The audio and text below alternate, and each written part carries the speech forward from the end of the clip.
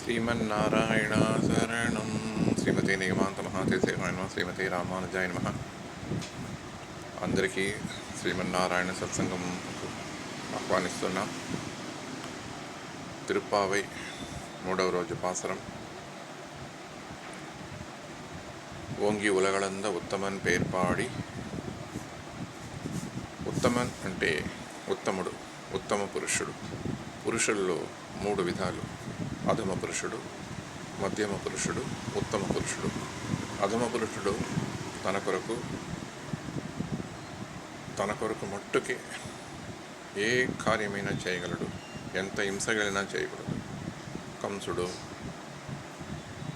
రావణుడు, హిరణ్యాక్షుడు, హిరణ్యకశిపుడు, దుర్యోధనుడు, ఇప్పుడు ఉండే ఆటంకవాదులు వీళ్ళలాగా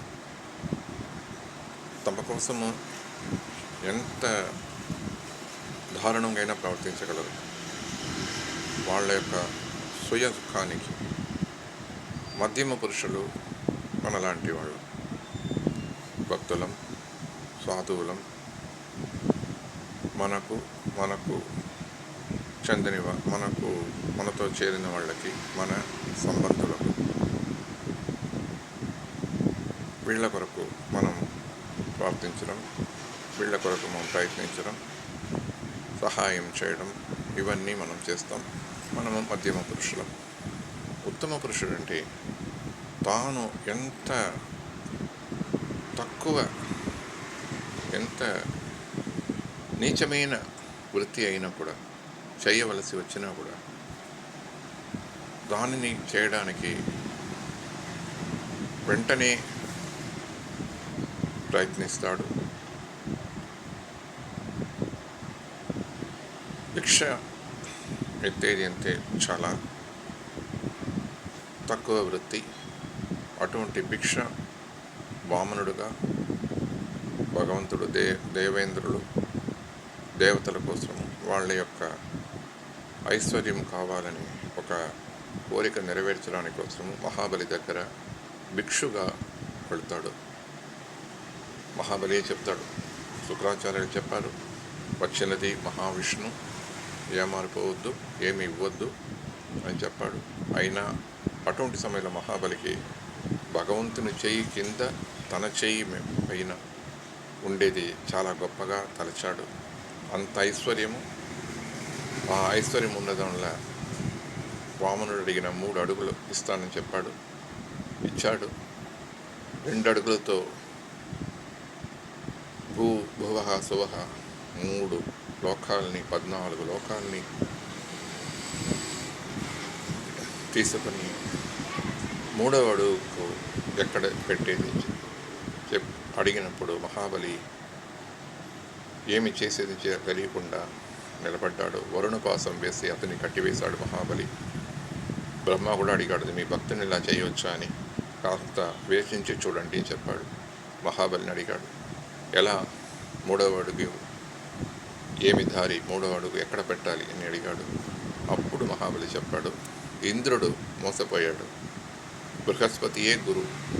అటువంటి గురువు ఉన్న, బృహస్పతి గురువుగా ఉన్న ఇంద్రుడే ఏమారిపోయాడు. నాశమున్న, ఎప్పుడైనా సరే క్షీణించిపోగల ఈ స్వర్గాది సుఖాలను అడిగి మోసపోయాడు. నేను నాది అన్నది అన్నీ కోల్గొన్నా కూడా, అన్నీ పోగొట్టుకున్నా కూడా నాకు చాలా భాగ్యం ఉన్నది. నా శిరస్సును మీ చరణములకు స్వాధీనపరుస్తున్నాను, ఇస్తున్నాను. ఆ శిరస్సు మీద మీ చరణములు పెట్టడం కంటే వేరే ఎక్కువ సంపదలో సిరియో లేదు అని చెప్పి తల వంచాడు. భగవానుడు శ్రీమన్నారాయణుడు తన కాలిని అతని శిరపైన పెట్టి సుతలలోకమునకు అదిమాడు. సుతలోకం అనేది ఇంద్రలోకం, స్వర్గలోకం కంటే చాలా చాలా సంపదలున్న లోకం. ఆ లోకానికి అధిపతిగా చేసి మహాబలికి తానే ఒక రక్షకుడుగా, అంగరక్షకుడుగా ఇప్పుడు ఉంటున్నాడు. అతనికి కోట యొక్క భారంలో తిరుగుతున్నాడు భగవానుడు ఆయుధంతో. గదను ధరించి రావణుడు వచ్చాడు దిగ్విజయం కోసం. తన కాలి బొటన వేలుతో విష్ణు అతన్ని పలు లక్ష యోజన దూరాలకి తరిమాడు.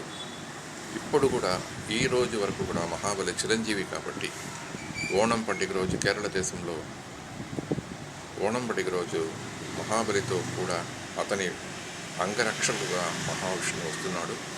ఇలా తనను చాలా చాలా తక్కువ స్థానానికి దిగపెట్టుకొని భక్తుల్ని కాపాడే ఉత్తముడు మన భగవాన్ శ్రీమన్నారాయణుడు, గోవిందుడు, శ్రీ వెంకటేశ్వరుడు, బాలాజీ. అటువంటి భగవాన్ యొక్క நாமாలను பாடி பெயர் பாடி ஓங்கி உலகடந்த உத்தமன் பெயர் பாடி நாங்களும் நம் பாவைக்கு சாற்றி నీరాడిனால் తీంగిండి నాడెల్లాం తింగళ్ ముమ్మారి పెయ్యి.